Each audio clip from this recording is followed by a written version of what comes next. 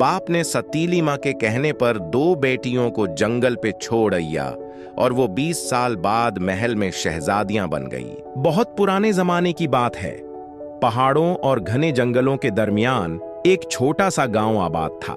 इसी गांव में हाशिम अली नाम का एक ताजिर रहता था। वो बहुत मेहनती इंसान था, मगर कसमत ने उससे उसकी पहली बीवी बहुत जल्द छीन ली।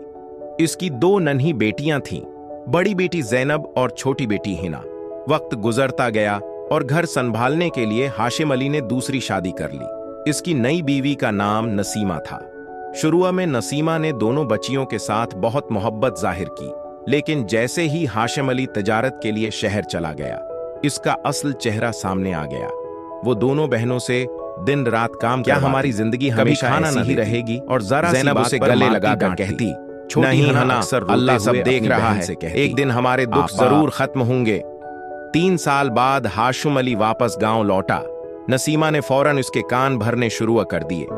आपकी बेटियां बहुत बदतमीज हो गई हैं, मेरी कोई बात नहीं मानते, सारा दिन बाहर घूमती रहती हैं और झूठ भी बहुत बोलती हैं। ये सब सुनकर हाशिम अली परेशान हो गया। उसे अपनी बीवी की बातों पर यकीन आ गया। इधर दोनों बहनें जंगल में लकड़ियां जमा कर रही थीं। उन्हें खुशी थी कि आज उनके अबाजान वापस आए हैं। घर पहुंचते ही हाशिम अली ने गुस्से में कहा, तुम दोनों ने घर की इज्जत खराब कर दी है, अब मैं खुद तुम्हें सबक सिखाऊंगा।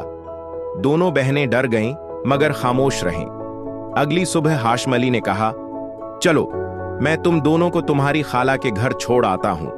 यह सुनकर दोनों बहनें खुश हो गईं। उन्हें लगा कि शायद अब उनके अच्छे दिन शुरू होने वाले हैं।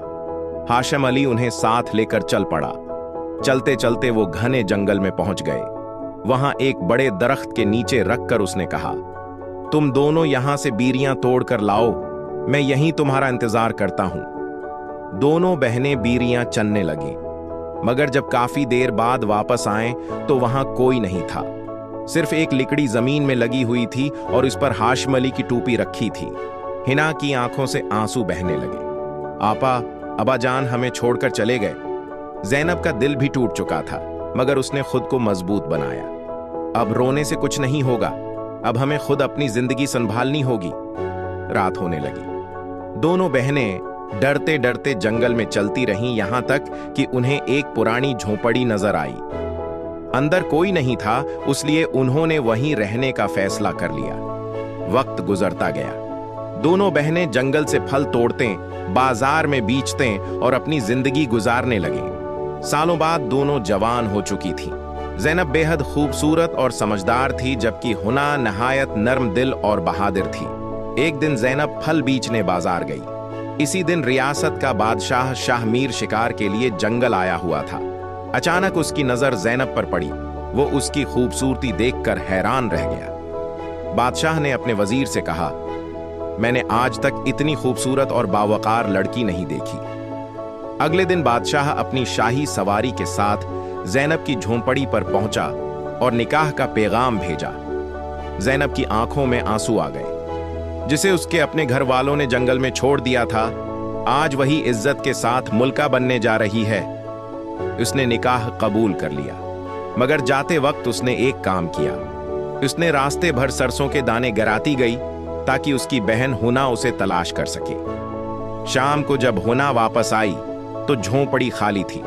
वो बहुत रोई, मगर अगली सुबह बारिश के बाद उसने देखा कि जमीन पर सरसों के नन्हे नन्हे पौधे उगाए हैं जो एक रास्ता बना रहे थे। हुना समझ गई कि यह निशानी उसकी बहन ने छोड़ी है।